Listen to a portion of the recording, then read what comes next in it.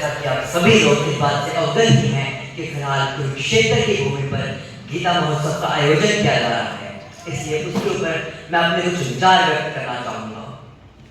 5242 आज से 5242 वर्ष पहले इस धरती पर कृष्ण अवतरित हुए थे।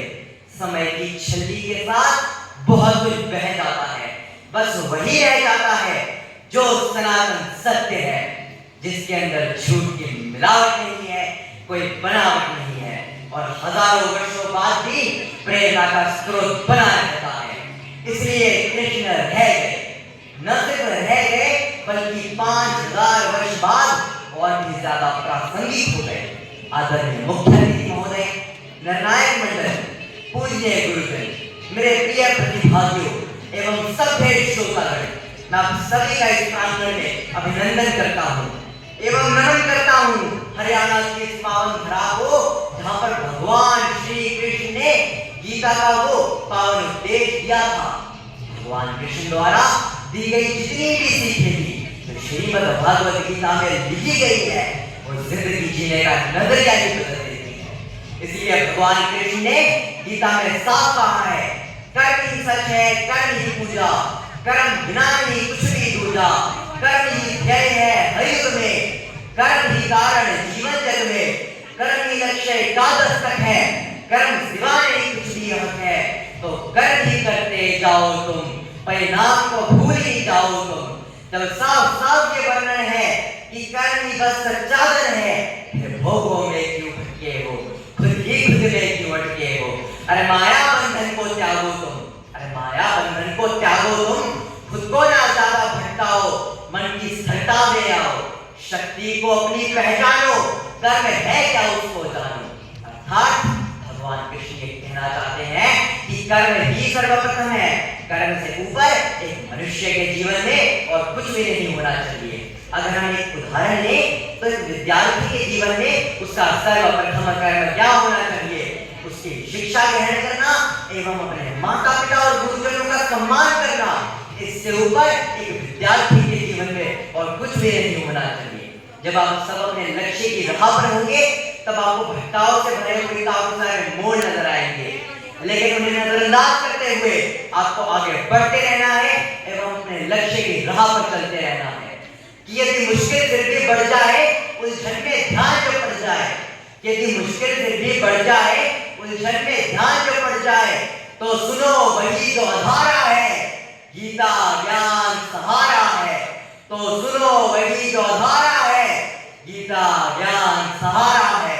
हमारा कलयुग एक उलझन है, हमारा कलयुग एक उलझन है, सज्जन से ज्यादा दुर्जन है, पर उनकी बात क्यों सुनते हो, विश्वास के जब खुद पे है।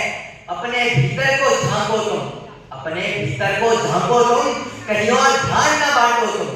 यहाँ पर भगवान कृष्ण ये कहना चाहते हैं कि कलयुग में हमें अच्छे से ज्यादा बुरे लोग मिलेंगे, लेकिन उनकी बातों पर ध्यान न देते हुए 7 minutes, 6 and a half, time 5, चलते हुए सुकर्म करते रहने हैं।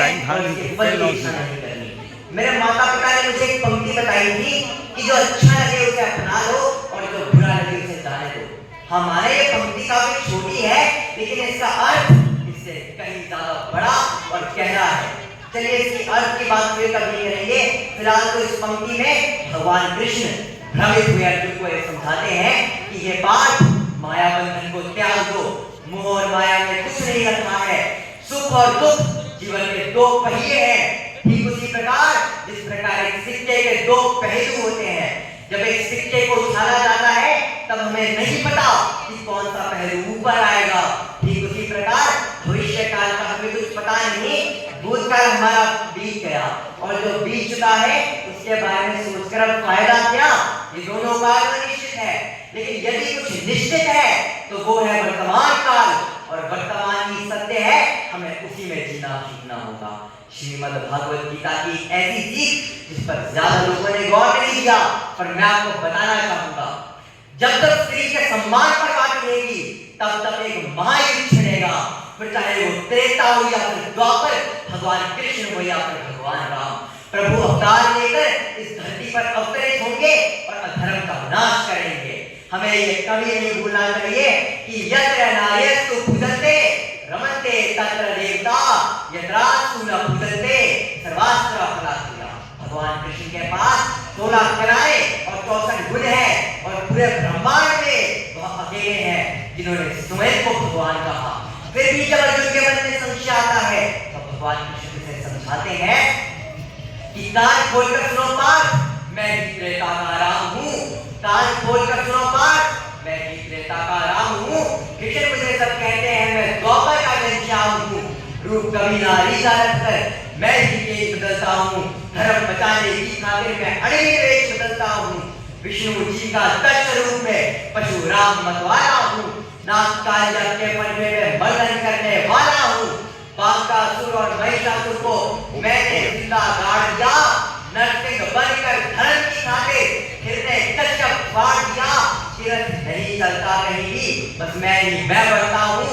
कंटिल हाथ में तेरे है पर रणभूमि में मैं ही लड़ता हूँ। मैं तुम्हें बस यही कहना चाहूंगा कि श्रीमद् भागवत गीता में लिखी गई जितनी भी सीखें हैं हमें उसे अपने जीवन में अपनाना चाहिए। यही जीवन का सार है। मैं अपनी वाणी को विराम देते हुए ये कहना चाहता हूँ कि मान्यवर प्रश्न ये नहीं है कि गीता मुझे पढ़नी चाहिए या गीता आपको पढ़नी चाहिए, बल्कि प्रश्न तो ये है कि गीता किसे नहीं पढ़नी चाहिए। श्रीमद् भागवत गीता केवल एक धार्मिक ग्रंथ ही नहीं बल्कि एक जीवन मार्गदर्शिका भी है। श्रीमद् भागवत गीता तो खुद उत्तर है हर प्रश्न का, वो तो औषधि है हर रोग की। हमें ये कभी नहीं भूलना चाहिए कि कर्मण्येवाधिकारस्ते मा फलेषु कदाचन मा कर्मफल हेतुर्भुर् मा ते संगोत्सव कर्मणि। हरे कृष्णा। Very well done.